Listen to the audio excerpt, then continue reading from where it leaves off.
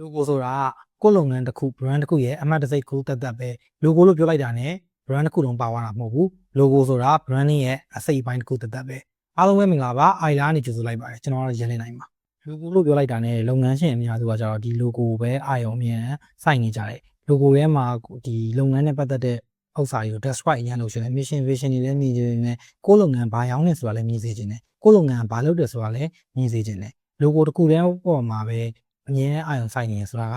မှန်တဲ့အရာတစ်ခုတော့မဟုတ်ဘူး logo မဟုတ်ဘဲနဲ့အခြားသောနည်းတွေနဲ့ကိုယ့် brand ကို recognize ဖြစ်အောင်လုပ်လို့လည်းရသေးတယ်ဘယ်လိုမျိုးလဲဆိုတာကိုကျွန်တော်လက်တွေ့ပြမယ်